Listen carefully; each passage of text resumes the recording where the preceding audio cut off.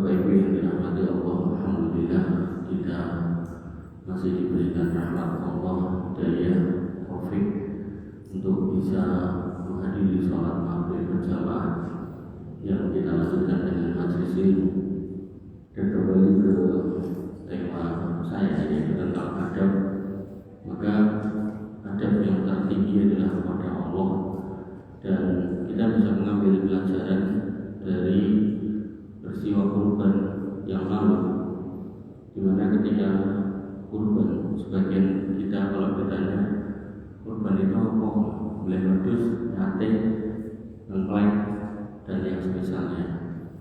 Maka ketika kita kembali kepada akar katanya kurban, itu berasal dari qoroba yuqorribu, kurban yang berarti dekat atau mendekat, sehingga diterjemahkan atau dijelaskan oleh Imam Ibnu Mandur dalam kitabnya Lisanul Akhlaq, al-qurban ma yataqarrabu bihi ila Allah min dhabihatin wa ghairiha, yaitu semua yang membuat seorang hamba dekat kepada Rabb Allah Subhanahu wa taala, maka itu bisa bermakna kurban, baik bentuknya binatang yang disembelih atau selainnya. Itu sesuatu yang dipersembahkan dalam rangka mendekatkan diri kepada Allah. Secara bahasa Arab itu istilahnya kurban. Dan ini sesuai dengan firman Allah Subhanahu wa taala ketika mengisahkan kisah dua putra Adam di dalam Quran surat Al-Maidah ayat 27. Wadlu alaihim naba abnai Adam bil haqq id qarraba qurbanan. Maka ceritakanlah Muhammad kepada mereka kisah yang benar tentang kedua putra Adam ketika mereka diminta untuk mempersembahkan kurbannya. Nah, kurban yang dimaksud disebutkan oleh Ibnu Katsir, yadhkuru ta'ala qissata ibnu Adam wa huma Habil wa Qabil. Pada ayat ini Allah menyebutkan ada kisah dua putra Adam yaitu Habil dan Qabil. Qarraba kullu minhuma qurbanan. Setiap mereka berkurban. Satu kubila min Habil annahu kana taqiyan. Maka Habil diterima karena dia bertakwa. Wa qarraba Habil kabsan saminan min hiyari mali. Habil mengkorbankan kambing samin gemuk. Ayat sono enten sate kambing Pak Samin.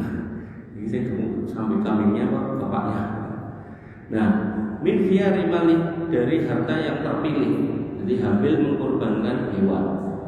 Wa qarraba Qabil hismatan minazar'i arrodi'i. Sedangkan Qabil mengkorbankan tanaman atau buah-buahan satu tandan yang buruk kualitasnya. Nah, terus kurban secara bahasa itu bisa binatang, bisa tanaman. Nah, masa pun berlanjut. Di situ ada kisah Nabi Ibrahim. Falamma balagha ma'ahu sa'ya qala ya bunayya inni ara fil manami anni adbahuka fanzur madza tara, dan seterusnya. Di sini Nabi Ibrahim bercerita atau menyampaikan mimpinya kepada putranya, wahai anakku, kalau aku ngomong sama kamu, aku ngimpi nyembelih kamu, gimana pendapatmu? Maka anak yang soleh pun menjawab, qala ya abatif al-matumar satajiduni insyaallah minas sabirin. Wahai bapak, silakan dengan lakukan, karena saya insya Allah akan menjadi anak yang sabar. Karena mimpi seorang nabi itu adalah wahyu. Nabi Ibrahim seorang nabi, Nabi Ismail juga nabi. Jadi Nabi Ismail tahu kalau bapaknya mimpi seperti itu berarti wahyu. Nah, maka falamma aslama wa talahu lil jabin, ketika dua orang nabi ini sudah berpasrah dan meletakkan pelipisnya untuk disembelih, meletakkan pelipisnya di satu tempat untuk disembelih lehernya. Wa nada ayya Ibrahim qad sadaqta ru'ya inna kadzalika najzil muhsinin. Maka kami menyeru dia, wahai Ibrahim, kau telah membenarkan mimpimu, maka demikianlah kami akan membalas orang yang berbuat ihsan. Inna hadza wal bala'ul mubin, ini cuma ujian besar buat kamu. Wa fatainahu bi dzibhin adzim, maka kami ganti dengan sembelihan yang besar. Nah, sembelihan pada Nabi Ibrahim waktu itu adalah domba. Dan sudah ada perubahan. dari tanaman dan binatang menjadi binatang tok, walaupun sebelumnya diawali dengan permintaan menyembelih putra. Nah, Bapak Ibu rahmatullah Allah Subhanahu wa taala, masa pun berganti, masuk Nabi Muhammad sallallahu alaihi wasallam. Di situ Allah menyebutkan bahwasanya kurban itu libahimatil an'am, ada domba, kambing, sapi, kerbau dan unta. Dan Allah memerintahkan fasholli li rabbika wanhar, salatlah dan berkurbanlah. Dan nanti hadis-hadis menyebutkan Nabi pernah berkorban unta, pernah berkorban sapi untuk istri-istrinya, dan Nabi juga pernah berkorban domba. Dan ini menunjukkan jenisnya sudah mulai terjadi perubahan lagi. Maksudnya yang awalnya binatang dan tumbuhan berubah menjadi binatang tok dan satu macam tok. Begitu zaman Nabi itu berubah menjadi 3 jenis, yaitu kambing atau domba, sapi atau kerbau, dan unta. Dan sekali lagi di depan tadi dikatakan bahwasanya innama yataqabbalullahu minal muttaqin, kurban itu diterima dari orang bertakwa. Berarti kurban itu ya harus mengikuti aturan pada masa-masa itu. Artinya kalau masa sekarang itu cuma 3 jenis tadi, maka yang berkurban ayam ya tidak boleh, yang berkurban gajah atau kuda ya tidak bisa. Nah, apa yang dirahmati Allah Subhanahu wa taala, sehingga kurban ini adalah bentuk ibadah, taqarrub ila Allah. Tadi mempersembahkan sesuatu untuk Allah, mendekat kepada Allah, itu yang disebut kurban. Maka semua bentuk ibadah, penghambaan diri hamba kepada Allah, itulah yang disebut dengan tauhid. Nah, terus tauhid itu adalah mengarahkan semua bentuk ibadah hanya kepada Allah. Lawannya tauhid adalah kesyirikan. Kesyirikan berarti mengarahkan yang harusnya kepada Allah diarahkan kepada selain Allah. Saya kasih contoh, misal doa. Nabi mengatakan ad-du'a'u wal ibadah. Doa itu ibadah. Maka ketika kita konteksnya berdoa, maka ya kita harus minta kepada Allah. Sehingga tidak boleh seorang hamba minta kepada kuburan, tidak boleh minta kepada benda-benda yang dikeramatkan, pepohonan, atau bahkan minta kepada sesuatu yang enggak nampak, miror idolah segala macam, atau minta kepada roh-roh yang enggak jelas juga, kayak di Kemukus itu Pangeran Kusumo Samudro, itu ya sinten betul-betul ya. Ya mungkin ada sejarahnya, tapi sampai pada titik yang sekarang itu jelas tidak boleh. Contoh lagi, kita sholat, di dalam sholat ada rukuk, ada sujud. Itu menjadi inti dari gerakan sholat, rukuk, sujud. Maka Nabi pernah mengatakan kalau boleh, umpama boleh manusia itu sujud kepada manusia, maka yang tak suruh yang paling utama sujud itu seorang wanita kepada suaminya, kalau boleh. Tapi karena nggak pernah boleh dan memang nggak boleh manusia sujud kepada manusia, maka seorang wanita yang tidak perlu sujud pada suaminya. Sehingga perbuatan sujud kepada makhluk itu juga bagian dari penyimpangan yang harus diluruskan. Maka dalam konteks kurban, dari masa ke masa ada perubahan jenis yang dikurbankan, maka konsepnya tetap satu, tidak boleh mempersembahkan sesuatu kepada selain Allah, apapun itu bentuknya. Walaupun dari masa ke masa itu ada perubahan objek yang dikorbankan. Maka Bapak Ibu yang dirahmati Allah Subhanahu wa taala, ini ditegaskan oleh Allah di dalam Quran surat Al-An'am ayat 162 sampai 163, "Qul inna sholati wa nusuki wa mahyaya wa mamati lillahi rabbil alamin." Katakanlah, wahai Muhammad, sesungguhnya sholatku, kurbanku, hidupku, matiku cuma untuk Allah Rabb semesta alam. Cuma untuk Allah. La syarikalah wa bidzalika umirtu wa ana awwalul muslimin. Dan aku tidak akan pernah melakukan atau menyekutukan Allah dengan sesuatu apapun, dan aku yang pertama kali berserah diri sebagai seorang muslim. Sehingga disebutkan oleh Imam At-Tabari, "Qul ya Muhammad liha ula'il musyrikin." Nyatakan wahai Muhammad, sebuah statement tegas untuk orang-orang yang menduakan Allah, hai orang-orang musyrik, bahwasanya Inna sholati lillah, sholatku itu hanya milik untuk Allah saja. Wa nusuki aida bihati wa qurbani lillah wahdah la syarikalah. Dan kurbanku, sembelihanku, persembahanku hanya untuk Allah saja, tidak untuk yang lain. Bahkan wa mahyaya wa mamati fi hayati wa mauti kulluhu lillah. Semua hidupku, semua matiku harus tak pasrahkan hanya kepada Allah. Wa hada amrun minallah li nabiyhi ay yukhlisa lahul ibadah kullaha. Dan ini perintah dari Allah untuk nabinya dan otomatis umatnya untuk mengikhlaskan, menunjukkan, mengarahkan semua ibadah itu hanya kepada Allah. Sehingga nanti tauhid didefinisikan oleh Ibnu Taimiyah wa antakunal ibadatu kulluhu lillahi wahdah. Engkau jadikan semua bentuk peribadatan, salat, doa, tadi rukuk, sujud, minta, zikir, wirid, memuji, termasuk kurban, termasuk mempersembahkan. Kau jadikan semua ibadah itu semuanya untuk Allah saja. Wa alla yusrika bihi syai'an fi dzalik, dan kamu tidak menyekutukan Allah dalam urusan ibadahnya. Makanya saya jelaskan di satu masjid itu tentang tauhid ini. Ada kesyirikan itu ada 9 macam, dari yang paling berat sampai yang ya ringan-ringan syirik tetap salah.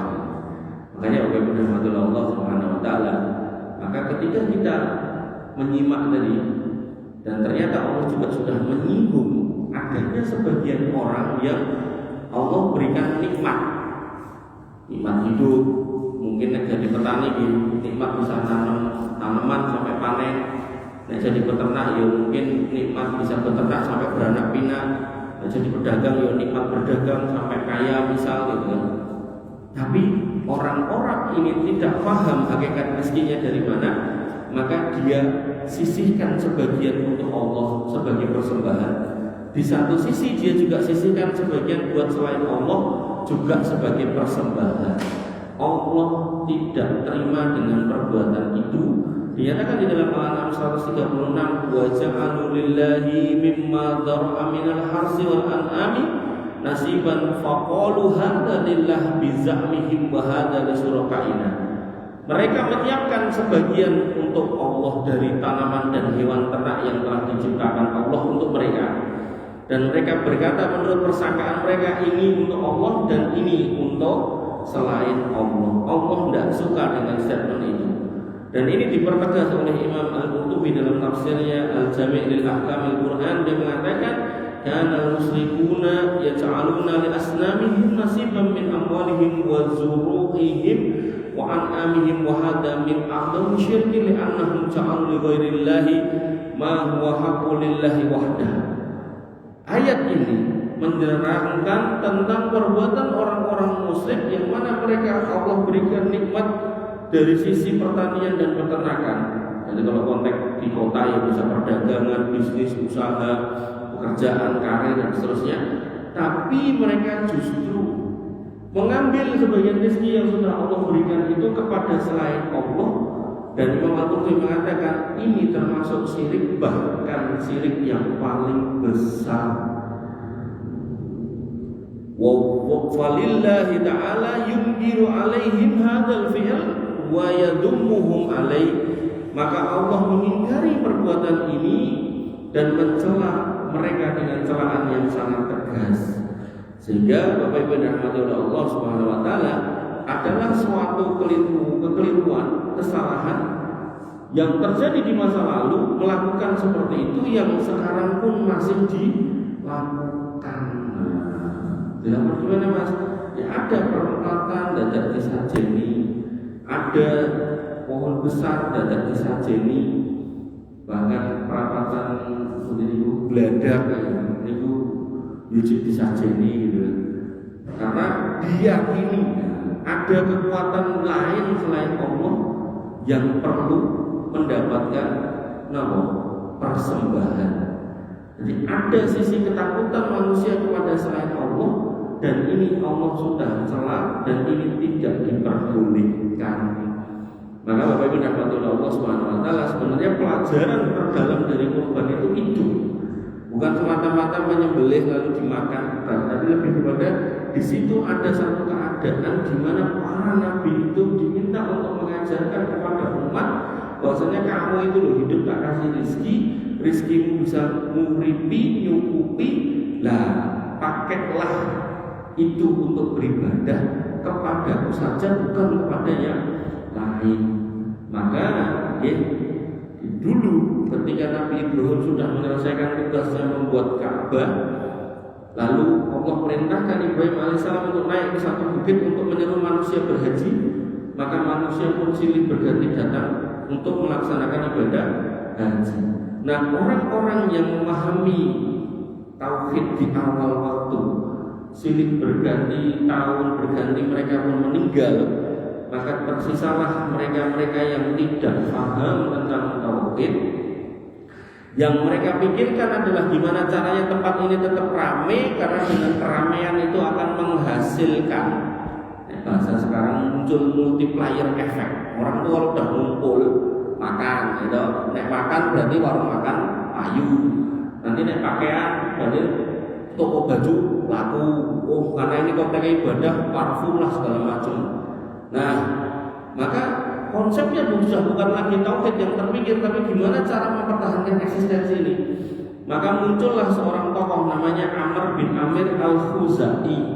Beliau ini seorang saudagar kaya pada zamannya, yang mana beliau punya bisnis.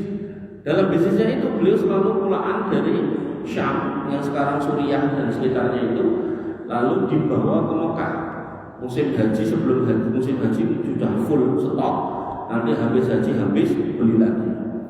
Nah, dia kemudian berpikir, ini Syam ini kok bisa maju ini, jadi nyembah koko. Paribahannya kenapa kok saya dari Mekah jauh-jauh harus jalan ke sini untuk beli barang? Kenapa kok nggak di sana? Ini mesti ada kekuatan besar yang menopang kesuksesan dari Syam. Akhirnya yang terjadi adalah dia melihat, bertanya, mengobservasi dan didapati orang Syam pada waktu itu mereka menyembah berhala. Nah, Amr bin Amir al-Khuzai ini sebagai orang kaya, sebagai saudagar yang punya duit, maka dia ingin supaya kemajuan Syam ini juga terbawa ke Mekah. Maka yang terjadi, dia bawa satu berhalanya yang paling gede yang bernama Hubal, gede banget. Bahkan konon lebih tinggi daripada Ka'bah itu sendiri. Nah, begitu dibawa, jangan nggak usah tanya, oh ini piye mas, boten mudeng terus. Terus yang gawa sapa ya boten mudeng, kok jadi wong sugih bebas dari ngomong. Nah, maka dibawa begitu ditancapkan, benar. Karena generasi yang datang sudah nggak paham tentang tauhid yang benar, akhirnya mereka tidak semata-mata beribadah kepada Allah, tapi meyakini ibadahnya nggak sempurna kalau nggak menghamba kepada berhala itu. Delalah suku-suku di Mekah itu nggak cuma satu, ada banyak. Mulailah muncul problem, mereka pengen punya, masing-masing suku punya berhala. Mulailah mereka mencari, membuat, ditancapkan satu persatu. Akhirnya Ka'bah niku dikelilingi pinten 360 berhala. Jadi nggak cuma 10 atau 20. Itu nek nganti masih ada, kekuasaan ini masih ada. Jadi kan tawaf itu iso nabrak karo. Parah lagi, munculkan lagi kreasi.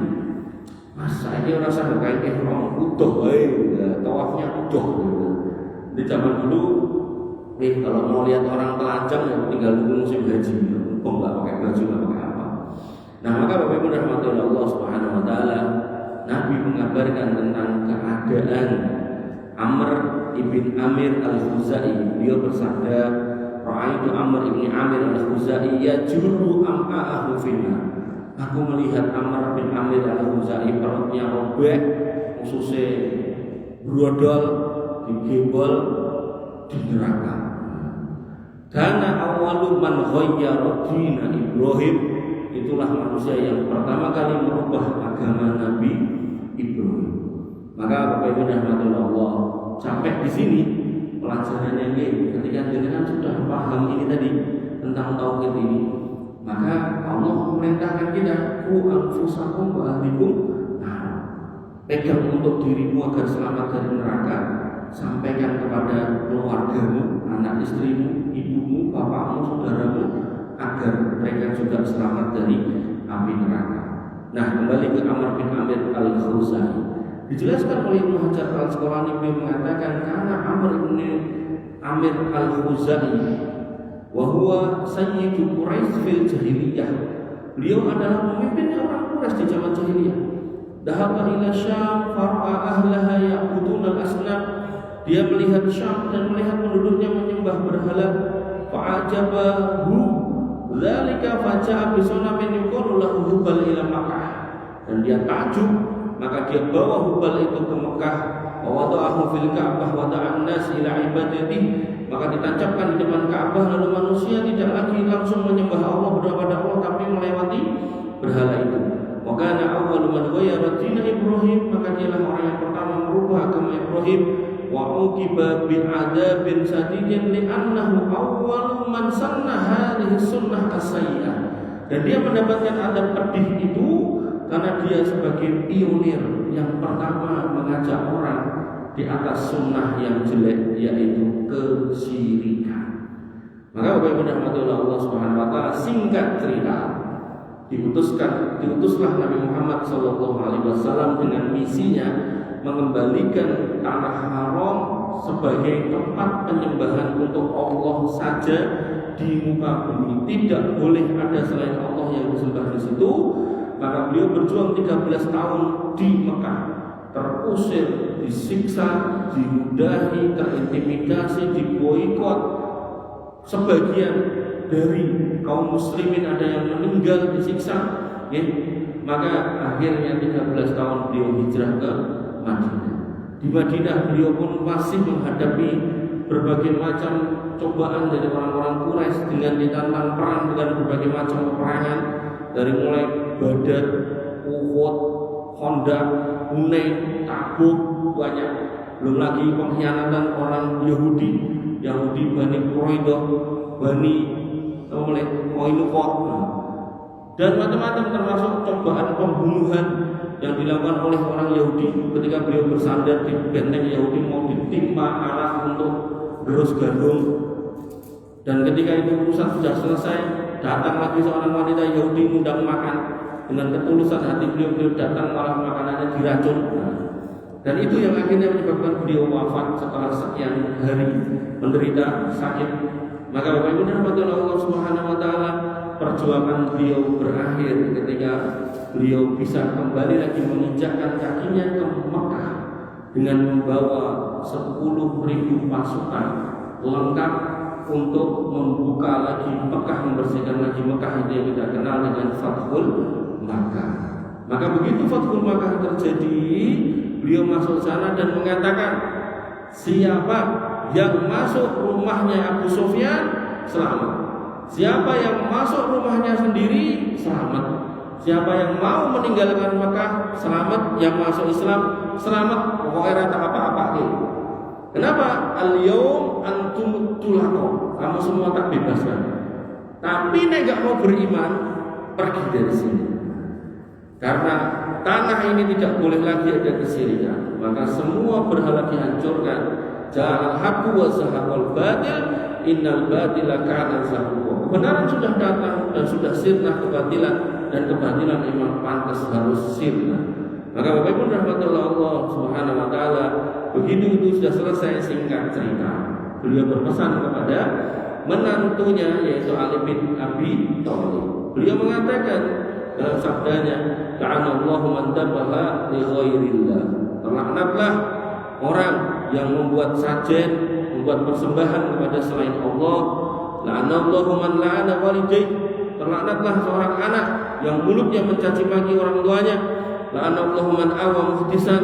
Terlaknatlah seorang yang melindungi penjahat, nyata-nyata penjahat, nyata-nyata orang jahat malah diopeni gitu kan, malah disuruh ngurus MBG gitu kan. Kemudian la'anallahu man ghayyara manarul ad, maka terlaknatlah orang yang menggeser patok tanah, jelas-jelas ikannya di situ digeser, terlaknat.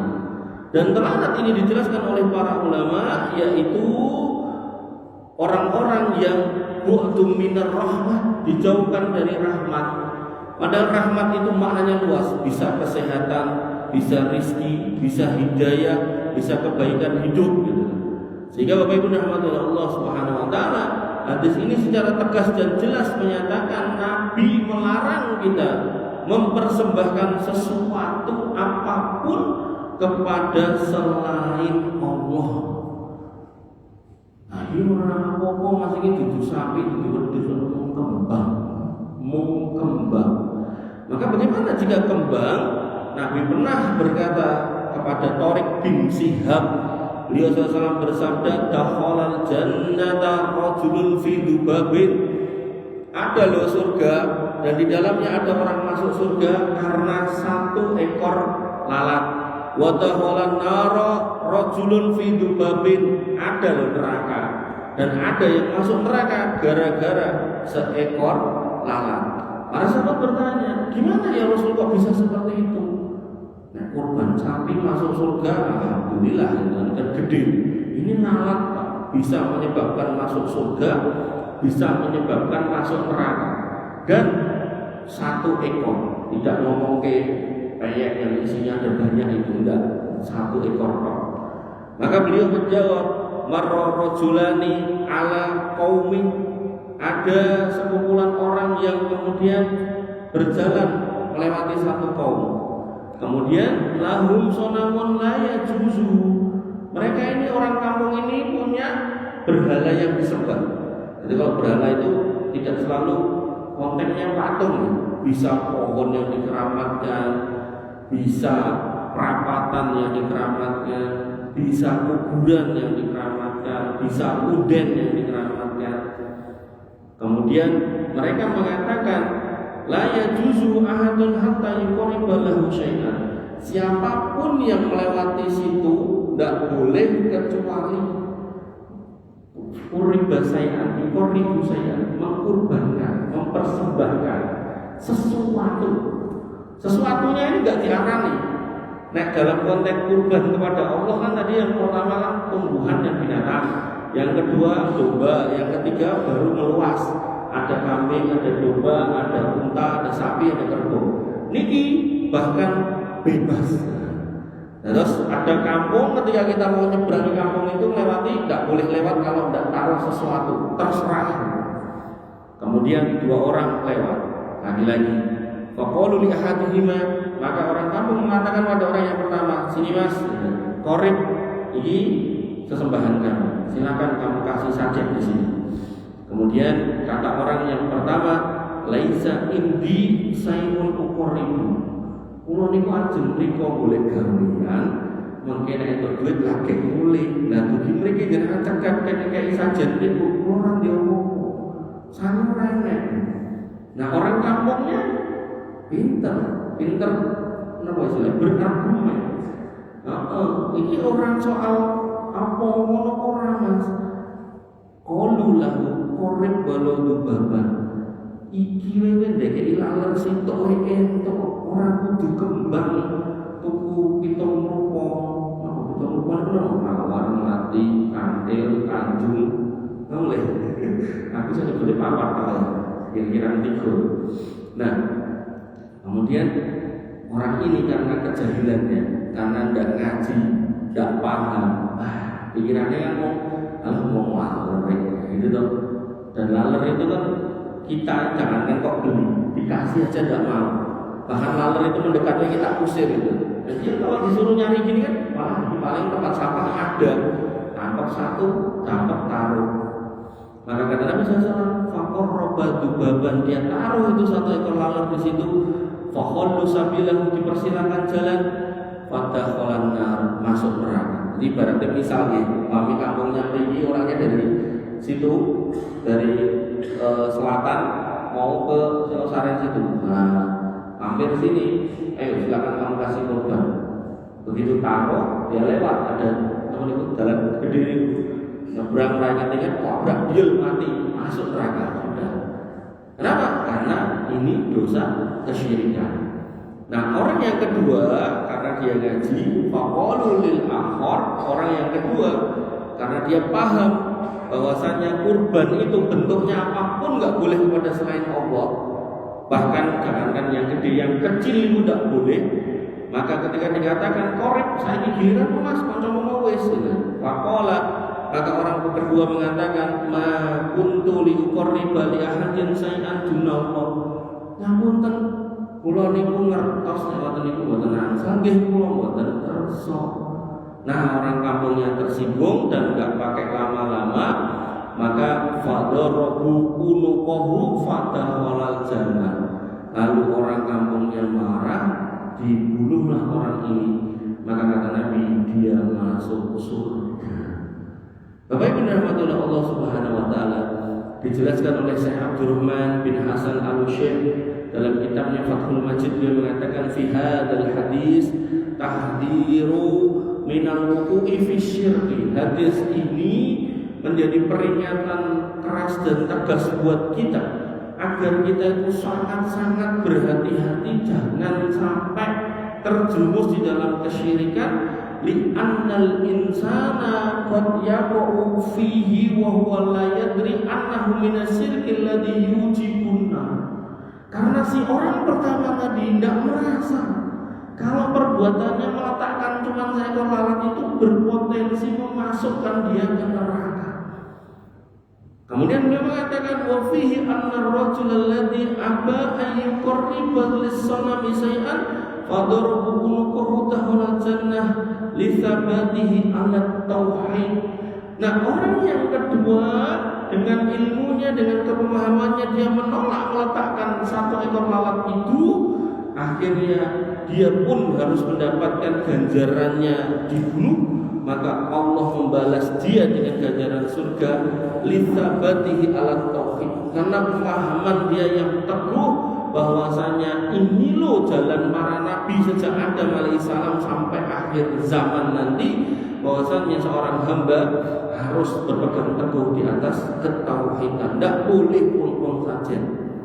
Wahada yadullu ala anna tauhid walladhi yunji minan nar wa yudkhilul jannah. Dan hadis ini juga menjadi pengingat kita bahwasanya yang mampu menyelamatkan kita dari neraka itu tauhid, dan yang mampu memasukkan kita ke dalam surga itu tauhid.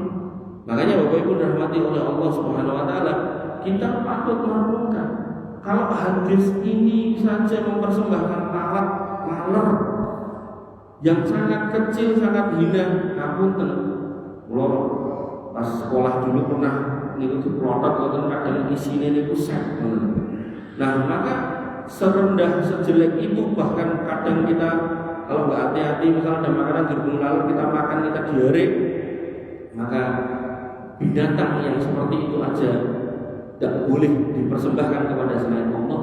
Lantas bagaimana dengan orang yang mempersembahkan kepala kerbau ke lautan, menanam kepala kambing di gunung, nanti ada di Demak bendungan jebol, jenenge jebol karek dibangun ngono iki dadak digoleki wedhus kendhit gitu. Wedhus kendhit iku boten gampil lho, gede. Terus weteng ini kok enek sabuhe, bener-bener proses mencari, ning golek, ning tuku, ning junjung riku, dibelah terus ditanam.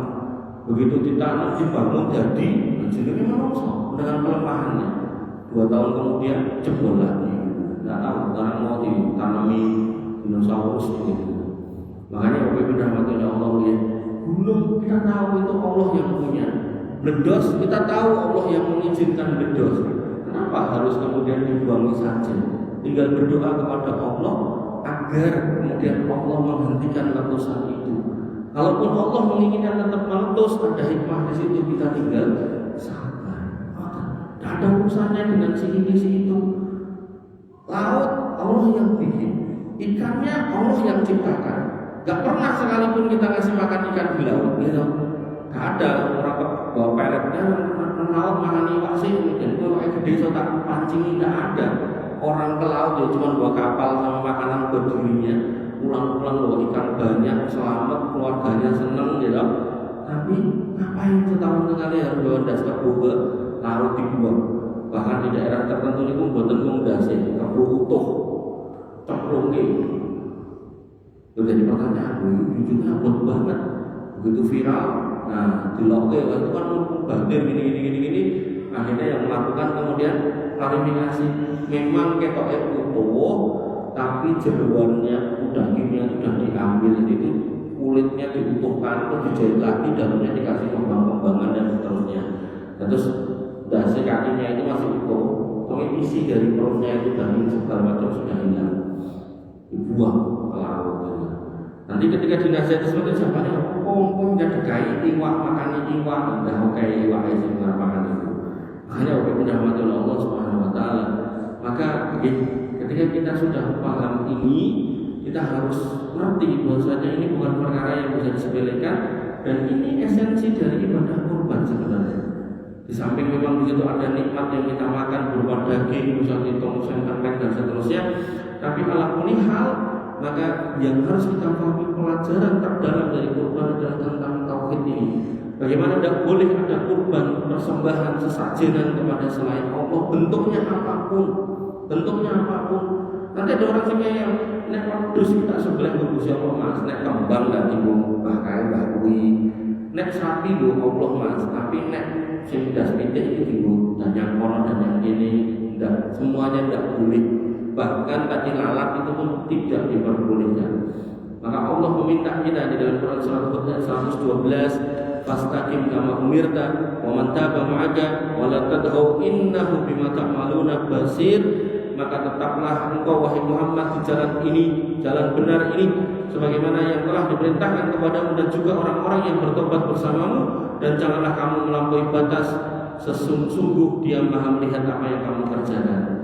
Al-Imam Ibnu Katsir rahimahullah mengatakan, ayat istaqim ala ta'ah wa tauhid wal ibadah lillahi wahdah.